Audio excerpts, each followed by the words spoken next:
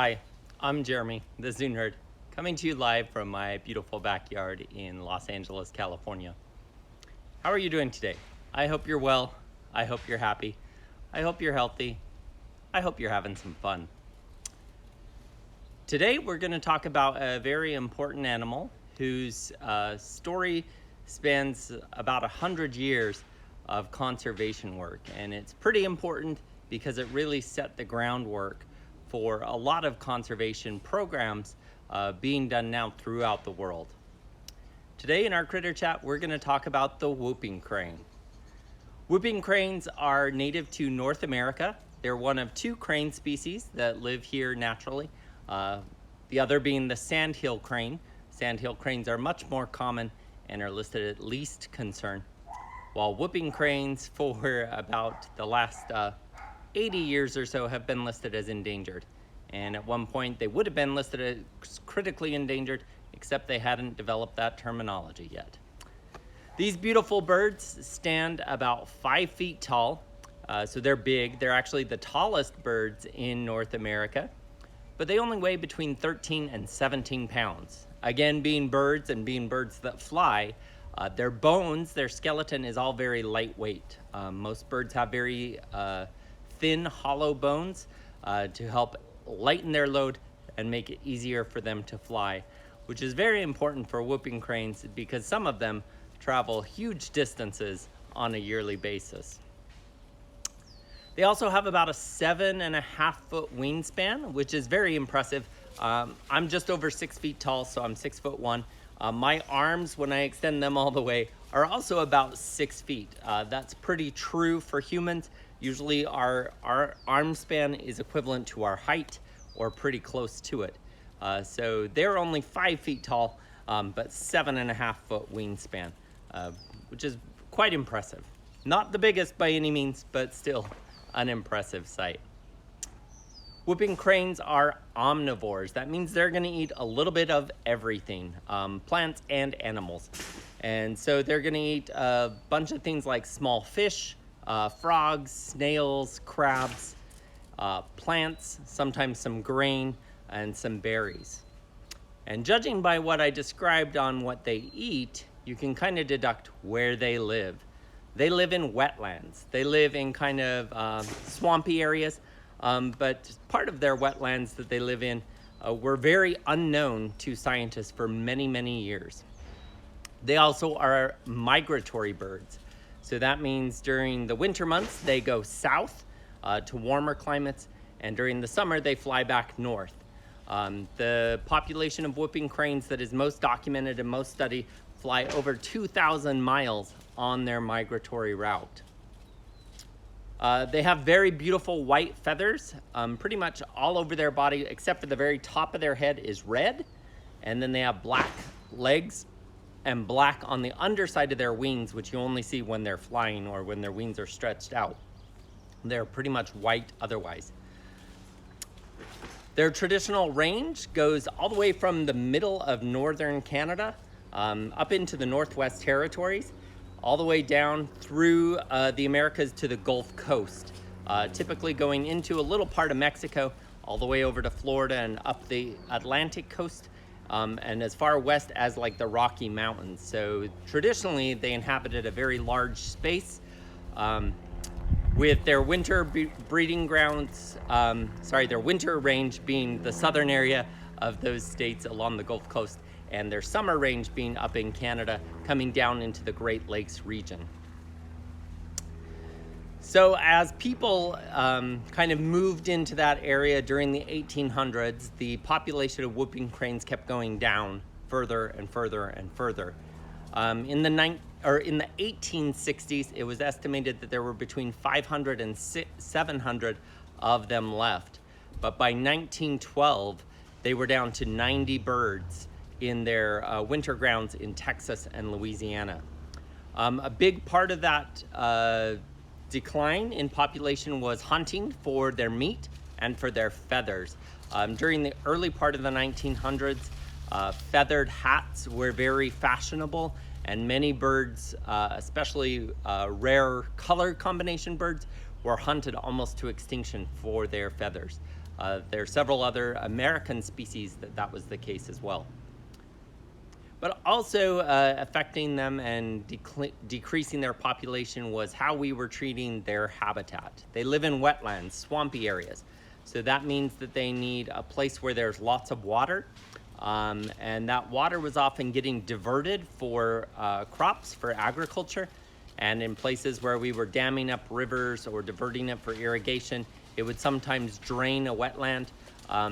Also along coastal areas, if we developed that area along the coast, it could create big problems in their winter range, especially along the Gulf Coast of Texas and Louisiana. So by 1912, there were 90 birds, which is pretty low. By 1941, they were down to 15 in Texas and 6 in Louisiana. Within that next year, the 6 in Louisiana disappeared. So they were never seen again. And so we were down to like 15 or 16 birds in Texas, and that was it. With that, a lot of conservation and education began. Some of it began a couple years earlier in 1937, when there were still about 20 birds in Texas. They created a wildlife refuge there called the Aransas National Wildlife Refuge. It's in the Gulf area of Texas, south of Houston, along the coastline there. Also around that time, in 1922, Canada created a huge national park in the northeast corner of Alberta and the southern portion of the Northwest Territories. Those are 2 territories in Canada. That national park is the second largest national park in the world. It is larger than the country of Switzerland, and it is absolutely huge. It was created to protect the woodland bison who lived in Canada, and so it's called Wood Buffalo National Park. Unbeknownst to the people creating that national park, and even members of the government who helped oversee the national park, that area also is the breeding grounds and the summer territory for the whooping cranes that were still left in Texas. So thankfully that area had been protected. Otherwise, we probably would have lost the species in total. With protected area in Texas and protected area in Canada, that makes it sound like they're pretty safe, other than they fly over that huge space. That's over 2,000 miles, crossing multiple territories in Canada and many states in the United States. And during their migration, still continued to be a threat to their population. As people would occasionally hunt them, they would come into contact with things like power lines. They would sometimes show up to a place that they had previously been safe to rest for a few days and get some food, and that was now like somebody's cornfield or something, and so that was no longer a safe place for them. But some conservation efforts began in the 40s, and they struggled for many years to get those up and running to a place where it had much success. They really focused on conserving their native habitat in Texas and Canada, and also trying to educate people along the way of the migration route, to not hunt them, to not scare them, to let them rest when they showed up in fields. And during their migration, it's typically in like April and October. So it's not a super important time for most farmers raising crops. It's usually around the time that they're about to plant in the spring and after the harvest in the fall. So farmers didn't need to be harassing these birds that were tired of flying as much as they thought that they might need to. They tried a couple of different things for conservation to save this species. First of all, conserving their native habitat, and then educating people along the conservation route, but that still wasn't enough. People who were watching them and very concerned about them realized that there were going to need to be some other steps taken. And so they started a couple different programs, one of which was a captive breeding program where they brought 12 eggs that they gathered in Canada and hatched them under human care and started raising them in a captive setting to hopefully have babies in captivity and raise them up. During that time, they really struggled to get the birds that then hatched under human care to successfully breed on their own once they became adults. And they realized that that was because they were imprinting on humans. The birds raised by humans associated more closely with humans than they did with their own kind. And so they never felt comfortable spending time with each other and creating their pair bond that was vital to their breeding. They also started a program, this was a bit later in the 80s, in Idaho. Now, Idaho isn't necessarily a native part of their home range, but Idaho is a great place for sandhill cranes to live. And the sandhill cranes offered a unique opportunity. So what they started doing is taking whooping crane eggs, putting them in sandhill crane nest, and the sandhill cranes would raise the whooping crane chicks as their own. And they felt that they could do this because if you take an egg from most bird species, they will often lay more eggs. So it offered an opportunity to possibly increase the population quicker by having the whooping cranes then lay more eggs and raise those chicks, but the sandhill cranes could also raise some chicks on their own. They tried this for almost 20 years in Idaho, and unfortunately it never worked really well either for the same reasons. And that's when the birds grew up, they didn't know how to form appropriate social bonds with their own species. And so there was never success in those birds pairing off and starting to breed on their own. And so with all of this, they started to get a little more creative in how things would work. In the captive breeding centers, they started using something that had been done similarly with the California condors. In raising California condors, they realized that humans offered a distraction, and the chicks would often imprint on humans. So they started feeding them with a puppet that looked like their parents. With cranes, it was a little trickier because with a condor, if you're feeding them in like a closed setting in a nest, like a little, mimicking a little cave where they would grow up, you could just do a puppet on your hand and that was enough. The cranes live out in the open, and so even in a captive setting where they were trying to rear them as babies, they had to introduce them to a wild place, a big space, early on. And so the puppet suits that they created are full-length, head-to-toe human suits that are white with a puppet on one hand and mimicking a wing on the other. I'll put some photos up later. With this, they found great success, and they're able to use those still today in many of the captive breeding programs that exist. So by conserving the land in Texas and the land in Canada that the birds really use and protecting their migratory route, that population has continued to thrive, and it's continued to go up and up every year, which is very important because that's the only free-flying natural population of whooping cranes left. There are big concerns that they are all kind of in the same areas, both in Canada and then down in Texas during the winter months. They're worried that there could be a disease outbreak, a natural disaster like a hurricane could cause big problems, or a fire, and could really wipe out that population. And so they decided that they needed to create additional groups or populations elsewhere to kind of help bolster the population of whooping cranes that are out there. And so they started to raise some of these chicks that were hatched in captivity and helped create additional populations. So there is once again a non-migratory population in Louisiana, in some of the wetlands there, and also a smaller non-migratory population that's in Florida. That means the population in Florida and the population in Louisiana don't migrate. They stay in protected areas all year round. They've had mixed success with that. Some bobcats have figured out where they are in Florida, and that's caused problems with the little ones especially, but it's starting to pay off a little more. But they still felt that they needed to do more.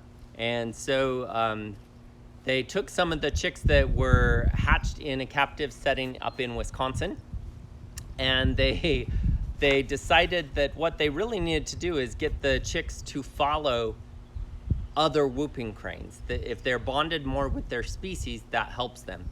And so they had found success in using these puppet suits.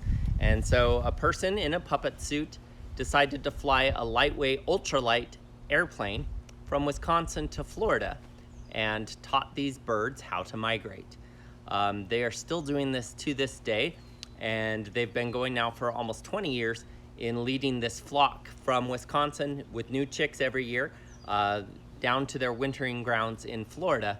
Then they find their way back to Wisconsin on their own. But there is now another flock out there in the wild that is flying back and forth between Wisconsin and Florida. So some of the problems that they figured out with the captive population and some of the things that they learned, these birds are very important that they pair bond. They're monogamous, so they usually bond when they're about 2 or 3 years old. And that pair will stay together year after year. And every year when they go to their nesting site, they'll build a new nest. They use things like these, big reeds, things like cattails, bulrushes, mud, and other plants to build a nest that's about 5 feet across with a little indentation in the middle. And they usually build that out in the water. Build it just high enough that it's above the water. But that way the chicks are protected from predators. Most predators won't cross water, even if it's shallow, to come after chicks, especially when their parents are armed with a nice sharp bill and can protect them pretty well. Their pair bond includes a very elaborate dance display that involves leaping and flapping their wings, tossing their heads, and throwing vegetation and feathers back and forth to each other. It's really quite amazing. I'll see if I can find a video and post later today. So in the captive breeding, they have to first work on matchmaking. So when they have two chicks that are born, they really study their genetics and try to make the best genetic match. Now that's a little tricky because sometimes those birds may not like each other all that much. And so they give them lots of time. It can take several months to several years. And so patience is a big part of the problem in making sure that those birds end up liking each other if they're going to have success being parents. With the eggs, I already mentioned that if you take their eggs, they can sometimes lay more eggs. That's called double clutching. They typically lay 2, sometimes 3, sometimes only 1, but 2 is the average. And usually both those chicks hatch and they usually successfully can raise 2. But if you take those first 2 eggs, they will usually lay 2 more. And in the captive breeding, they found that what they could do is if they have other cranes nearby, they can put whooping crane eggs into those nests, and that works better than artificial incubation in a machine like they can do with some other species. And then once those chicks get big enough, they put them back with whooping cranes, so they identify more with their species instead of with those surrogate parents. But they've had good success doing that with captive sandhill cranes, and then pulling the babies back into the whooping crane flock once they're big enough to find food on their own. They are also doing some really great work in helping the birds who can't breed on their own. If they have a wean injury and can't perform the mating dance and stuff, they've developed really good artificial insemination, which is not always that easy with species, especially birds that lay eggs. It adds new complication.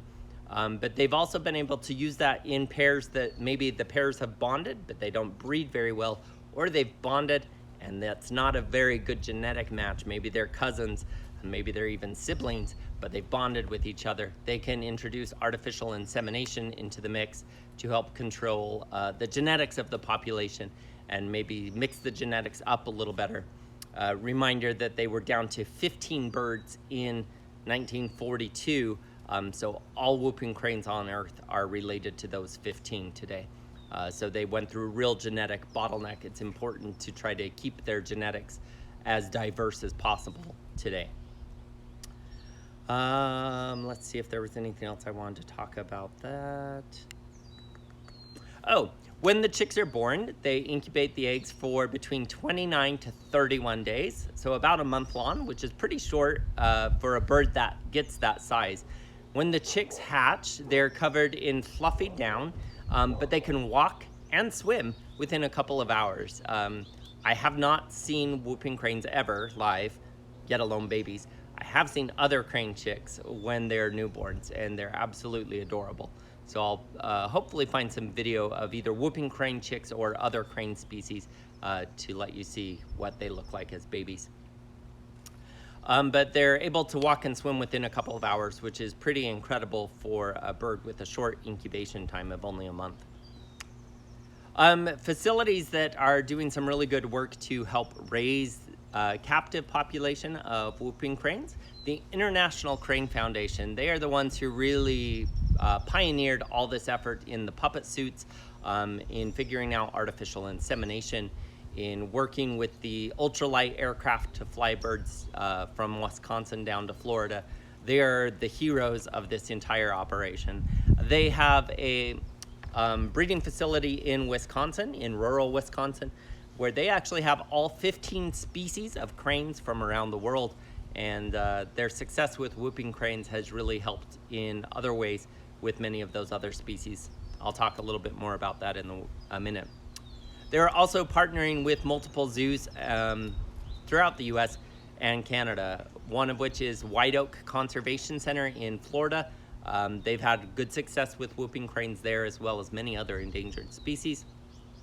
Dallas and San Antonio zoos, both in Texas, have been part of the breeding population for quite a while.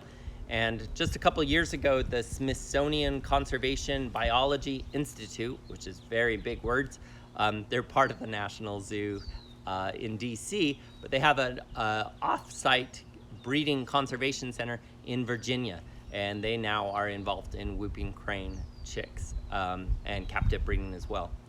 And then the Audubon Society, which are famous bird people who also run the Audubon Zoo in Louisiana, also have established an off-site breeding center called the Freeport-McMoran Audubon Species Survival Center. I don't know why they always need so many big words, but they're in Louisiana doing some great work.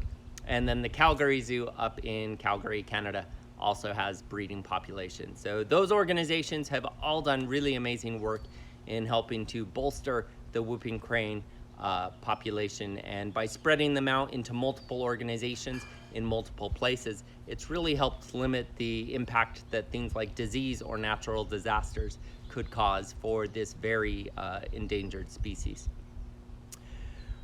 Today, there are 159 whooping cranes in captivity. There are 506 wild whooping cranes in that population that migrates between Texas and Wood Buffalo National Park in Canada. There are 85 migratory whooping cranes that follow the ultralight from Wisconsin down to Florida. There are 69 non-migratory birds in Louisiana, and there are 9 non-migratory birds in Florida. Together, that is a total of 828 whooping cranes in the world today. Those numbers are the best numbers I could find, but that is pretty precise, so I'm pretty pleased to find out that information. With that, that's still less than 1,000.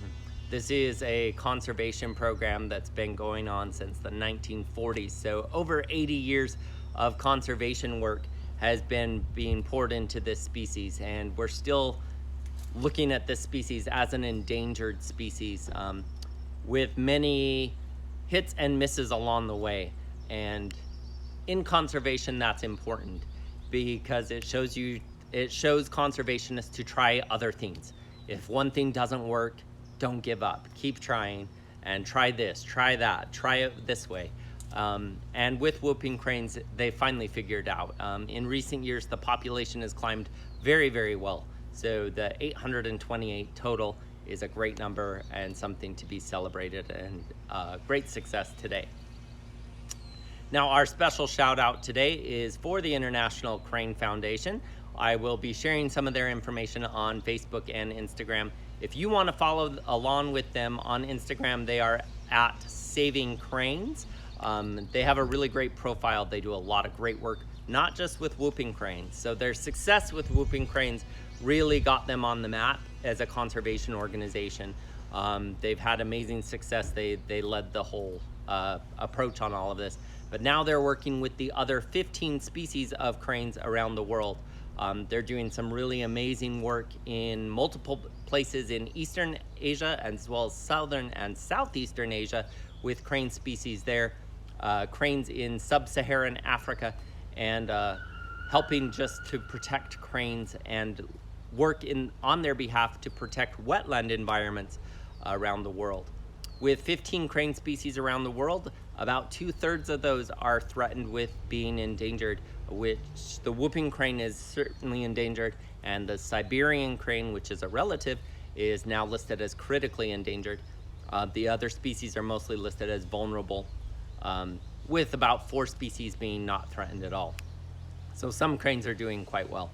But they also work with many of those species in Africa, as well as their breeding facility in Wisconsin houses all species of cranes, so they can continue to learn and use the work that they learned working with whooping cranes to help all species of cranes. So a big shout out to them and the work they're doing on a global scale. Now, my experience with whooping cranes is minimal, real minimal. I've never seen one alive. It's something I hope to do someday, somewhere, we'll see. I have seen one in a museum, and it was in Yellowstone National Park at one of the visitor centers when I was just a kid.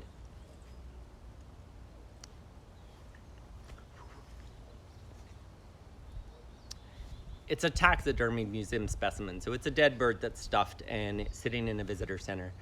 And I was probably about 10 or 12 when I saw it. I remember talking to my dad and pointing to it, and I said, I want to see one of these. These are really cool. And we then had a conversation with the ranger.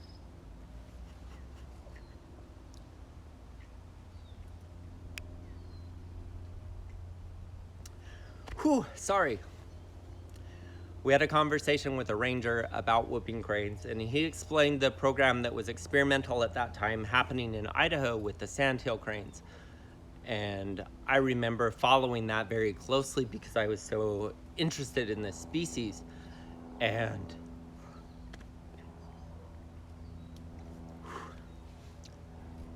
when they stopped that program, I remember being very sad and thinking that we had failed. I was just a kid. I didn't understand that there were other people still doing some really great work. And I'm really excited that that work has progressed. Even though the programs that they were doing in places near where I live didn't work, other programs did. And that was really happy for me to learn about. And it's something I've been following throughout my life, really, since I was a small kid. Unfortunately, I've never visited many of the places that have whooping cranes. Many of them are not on display publicly, and I need to either go to Wisconsin to the breeding facility there that does allow tours, or somehow get to the middle of nowhere, Canada, to see them in the summertime, or go to the wildlife refuge in Texas. Now, although they are doing well, they are still threatened, and the biggest threat that they are facing today is loss of habitat. That is a multi-pronged threat that comes from many different sources, as humans' need for water for agriculture is one of the biggest issues facing them today. In addition to that, coastal areas of wetlands where the water is considered brackish, which is fresh water mixed with salt water, those habitats are some of the most critically endangered habitats on the planet, as we are continuing to face the results of climate change. Rising sea levels are interrupting that habitat, destroying some of the plants that grow there, and also causing threats to many of the animals that live there. And if you think about it, things like frogs don't really live well in ocean water. If ocean water is now coming into the marshes, killing the frogs, killing the plants the frogs live on, and other plants are taking over, then it's disrupting that whole ecosystem. And climate change is a huge threat facing the whooping cranes and many other wetland species. So we can all do a little better, especially if you are in the Western United States, where water is a little more valuable and a little more precious. Do things to conserve water. Make sure that if you have a yard like I do, you water at night so that your water is not evaporating. Make sure you fix leaks in your sprinkler system so you're not wasting water. Try to make sure that if you have a leaky toilet or a leaky shower, a leaky sink, that you get those things fixed. I know repairs aren't always easy. They're not always affordable at the time, but it will save water in the long run and can make a big difference. I hope you've enjoyed what I've shared with you today about whooping cranes. They are truly an iconic species in my mind, and definitely an animal with a huge conservation story that shows us to keep trying. And I hope you've enjoyed it. As always, feel free to like, share, follow, and subscribe across all platforms with ZooNerd on Instagram, Facebook, and YouTube, as well as my new Jeremy the Zoo Nerd website. Check that out. More information is uploaded on a regular basis. Until tomorrow, be happy, be healthy, stay safe. I'll see you. Thanks.